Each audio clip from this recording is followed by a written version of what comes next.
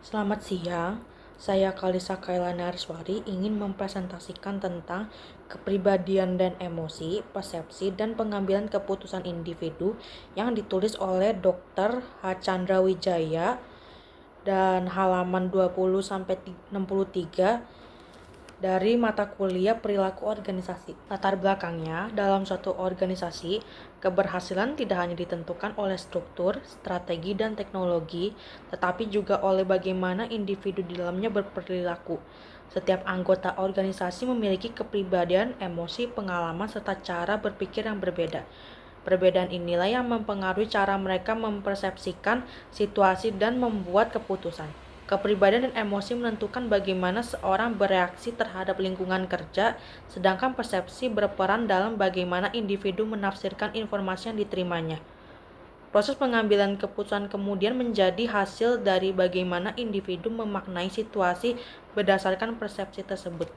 Untuk materi pembahasannya ada pengertian kepribadian, terminologi kepribadian, dimensi kepribadian, terminologi emosi, macam-macam bentuk emosi, tipe emosi, pengertian persepsi, faktor yang mempengaruhi persepsi, pengelompokan persepsi, kesalahan persepsi, memperbaiki persepsi, pengambilan keputusan, proses pembuatan keputusan yang rasional, meningkatkan kreativitas dalam pengambilan keputusan, dan hubungan persepsi dengan pengambilan keputusan. Pengertian kepribadian. Di dalam sebuah organisasi, kepribadian dan emosi akan sangat mempengaruhi individu dalam menjalankan tugasnya, kinerja. Tanpa disadari, faktor kepribadian dan emosi menjadi salah satu penentu keberhasilan kinerja yang dicapai oleh suatu organisasi karena untuk mencapai suatu tujuan dan organisasi. Faktor individu dan kelompok juga sangat mempengaruhi keberhasilan sebuah organisasi. Maka dari itu sangat diperlukan bagi seseorang untuk tahu dan mengerti tentang kepribadian dan emosi, baik dari segi pengertian, ciri-ciri, dan bagian-bagian lainnya. Organisasi sangat membutuhkan karyawan dan tim kerja yang dapat mendukung keberhasilan suatu organisasi, dan dalam hal ini, kepribadian dan emosi sangat berpengaruh dalam berjalannya semua aktivitas yang ada dalam organisasi. Terminologi kepribadian. Tanpa mempersoalkan bagaimana orang mendefinisikan kepribadian, beberapa prinsip pada umumnya diterima oleh para keahlian psikologi. Prinsip-prinsip itu adalah: kepribadian adalah suatu keseluruhan yang terorganisasi apabila tidak individu itu tidak mempunyai arti. Kepribadian kelihatannya di organisasi dalam pola tertentu. Pola ini sedikit banyak dapat diamati dan diukur. Walaupun kepribadian mempunyai dasar biologis, tetapi perkembangan khususnya adalah hasil dari lingkungan sosial dan budaya. Kepribadian mempunyai berbagai segi yang dangkal, seperti sikap untuk menjadi pemimpin tim dan inti yang lebih dalam seperti sentimen mengenai wewenang atau etika. Kelima gagasan ini tercangkup dalam definisi kepribadian berikut ini. Sofiandi dan Garniwa 2007-75 menyatakan kepribadian seseorang ialah seperangkat karakteristik yang relatif mantap, kecenderungan, dan perangai yang sebagian besar dibentuk oleh faktor keturunan dan oleh faktor-faktor sosial, kebudayaan, dan lingkungan. Dimensi kepribadian dibagi menjadi 5 macam. Yang pertama ada extroversion, yaitu suatu dimensi kepribadian yang menggambarkan seseorang yang mampu bersosialisasi, suka berkumpul, dan tegas. Sebaliknya adalah individu introvert, ia cenderung pendiam, malu-malu, dan tenang. Yang kedua ada agreeable, yaitu suatu dimensi kepribadian yang menggambarkan seseorang yang baik hati, bisa bekerja sama dan percaya pada orang. Sedangkan orang yang rendah dalam kemampuan bersepakat adalah orang yang dingin, tidak mampu bersepakat, dan antagonistik. Yang ketiga ada consciousness, yaitu sifat berhati-hati, suatu dimensi kepribadian yang menggambarkan seseorang yang bertanggung jawab, dapat diandalkan, gigih, dan terorganisasi. Sedangkan orang yang memiliki sifat tidak hati-hati adalah mereka yang mudah bingung, tidak terorganisir, dan tidak handal. Yang keempat ada emotional stability, yaitu adalah suatu dimensi kepribadian yang mencirikan seseorang yang tenang, percaya diri, kokoh, positif, lawannya gugup, tertekan, dan tidak kokoh negatif. Yang terakhir ada openness to experience, yaitu keterbukaan terhadap pengalaman. Suatu dimensi kepribadian yang menggambarkan seseorang yang imajinatif, artistik, sensitif, dan intelektual. Sebaliknya adalah dimensi kepribadian yang kontroversial dan menemukan kenyamanan dalam keakraban. Lalu ada terminologi emosi. Manusia adalah makhluk yang memiliki rasa dan emosi. Hidup manusia diwarnai dengan emosi dan berbagai macam perasaan. Manusia sulit menikmati hidup secara optimal tanpa memiliki emosi. Manusia bukanlah manusia jika tanpa emosi. Kita memiliki emosi dan rasa, karena emosi dan rasa menjadi bagian yang tidak terpisahkan dalam kehidupan kita sebagai manusia. Ahli psikologi memandang manusia adalah makhluk yang secara alami memiliki emosi. Menurut James, emosi adalah keadaan jiwa yang menampakkan diri dengan sesuatu perubahan yang jelas pada tubuh. Berikut ini yaitu macam-macam bentuk emosi. Yang pertama ada emosi utama.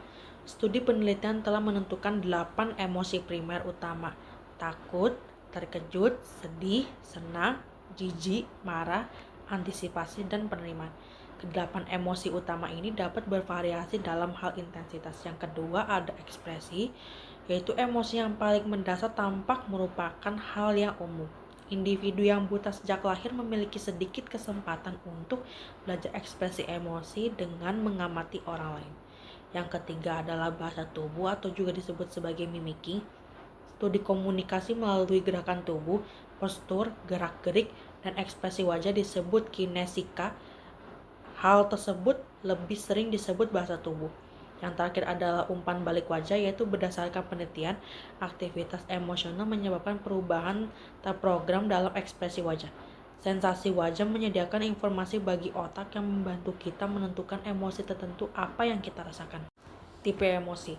Orang banyak mengalami emosi dan berbagai kombinasi emosi, tetapi semua mempunyai dua tampilan umum. Pertama, emosi membangkitkan evaluasi global dinamakan Korfek, bahwa sesuatu adalah baik atau buruk, bermanfaat atau berbahaya, didekati atau dihindari. Kedua, semua emosi menghasilkan beberapa tingkat penggiatan, tetapi mereka sangat berubah-ubah dalam penggiatan tersebut, yaitu seberapa banyak mereka meminta perhatian kita dan memotivasi kita untuk bertindak. Selanjutnya adalah pengertian persepsi. Persepsi merupakan proses kognitif yang memungkinkan kita menginterpretasikan dan memahami sekitar kita. Dikatakan pula sebagai proses menginterpretasikan suatu lingkungan. Orang harus mengenal objek untuk berinteraksi sepenuhnya dengan lingkungan mereka. Berikut ini faktor yang mempengaruhi persepsi. Yang pertama ada perceiver, orang yang memberikan persepsi. Yang kedua, target, orang atau objek yang menjadi sasaran persepsi. Yang ketiga adalah situasi, keadaan pada saat persepsi dilakukan. Faktor pelaku persepsi mengandung komponen yaitu adalah sikap-sikap, motif-motif, minat-minat, pengalaman atau harapan-harapan. Pengelompokan persepsi dibagi menjadi 3 macam. Yang pertama, kesamaan dan ketidaksamaan. Sesuatu objek yang mempunyai kesamaan dan ketidaksamaan ciri akan dipersepsi sebagai suatu objek yang berhubungan dan ketidakhubungan. Artinya objek yang mempunyai ciri yang sama dipersepsikan ada hubungannya, sedangkan objek yang mempunyai ciri tidak sama adalah terpisah. Yang kedua ada kedekatan dalam ruang objek atau peristiwa yang dilihat oleh karena adanya kedekatan dalam ruang tertentu akan dengan mudah diartikan sebagai objek atau peristiwa yang ada hubungannya. Yang ketiga adalah kedekatan dalam waktu. Objek atau peristiwa juga dilihat sebagai hal yang mempunyai hubungan karena adanya kedekatan atau kesamaan dalam waktu. Kesalahan persepsi yaitu ada fundamental attribution error, yaitu kesalahan persepsi terjadi ketika kita terlalu menekankan faktor internal, sifat, watak, atau karakter untuk menjelaskan perilaku orang lain. Sementara faktor eksternal, situasi, kondisi lingkungan sering diabaikan. Akibatnya kita mudah menyimpulkan bahwa perilaku seseorang seperti datang terlambat disebabkan kemalasan, padahal bisa saja karena alasan situasional seperti kemacetan. Yang kedua ada halo effect, yaitu kesalahan persepsi muncul ketika satu karakteristik seseorang membentuk kesan umum. Lalu kesan itu digunakan untuk menilai aspek lain. Akibatnya penilaian menjadi bias karena dipengaruhi oleh kesan awal tersebut. Yang ketiga ada simultaneity effect, yaitu kecenderungan orang merasa atau menganggap enteng atau ringan orang lain yang diyakini sama dengan dirinya dalam setiap cara yang berbeda.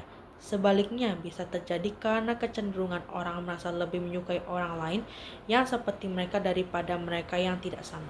Lalu ini cara memperbaiki persepsi. Yang pertama, menyadari kapan faktor perseptual dapat mempengaruhi persepsi seseorang. Misalnya ketika kita menyampaikan suatu ide baru, kita harus sadar bahwa hal yang baru dapat mempengaruhi persepsi orang tersebut bahwa hal itu sesuatu yang terbaik. Lalu menyadari motif, misalnya motif kuasa, afiliasi, dan lainnya dapat berpengaruh terhadap persepsi tentang peran pemimpin.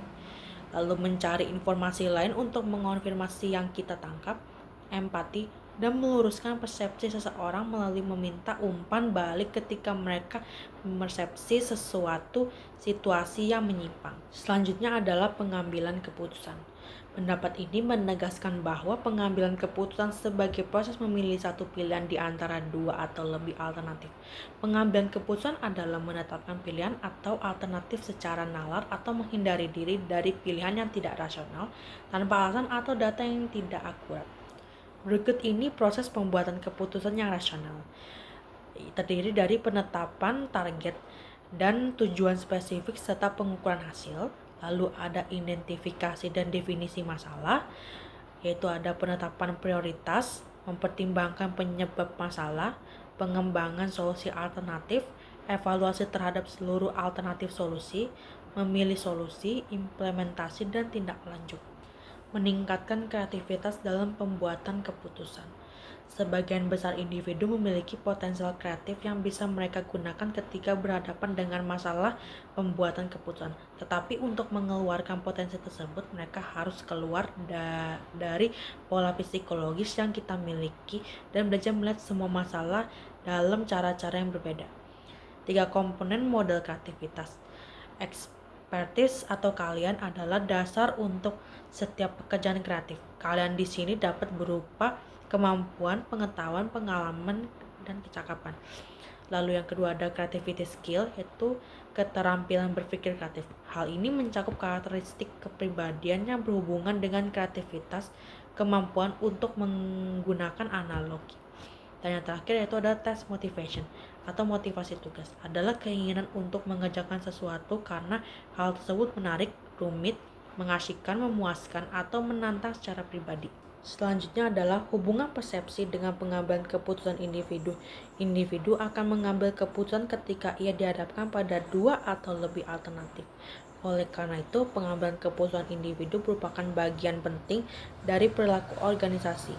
Tetapi cara individu mengambil keputusan dan kualitas pilihannya sangat dipengaruhi oleh persepsi mereka. Pengambilan keputusan terjadi sebagai reaksi atas suatu masalah yang sedang dihadapi. Kesimpulannya, kepribadian dan emosi individu memiliki peran penting dalam membentuk perilaku di dalam organisasi karena mempengaruhi cara seseorang bersikap, berinteraksi, dan merespons situasi kerja. Persepsi individu terhadap lingkungan kerja juga menentukan bagaimana informasi ditafsirkan dan dipahami, sehingga dapat menimbulkan perbedaan pandangan meskipun menghadapi kondisi yang sama.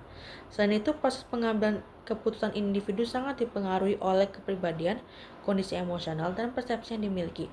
Oleh karena itu, pemahaman terhadap faktor-faktor tersebut penting bagi organisasi agar dapat menciptakan lingkungan kerja yang efektif, meningkatkan kualitas keputusan, serta membangun kerjasama dan kinerja yang optimal. Sekian video presentasinya dari saya, kurang lebihnya mohon maaf dan terima kasih.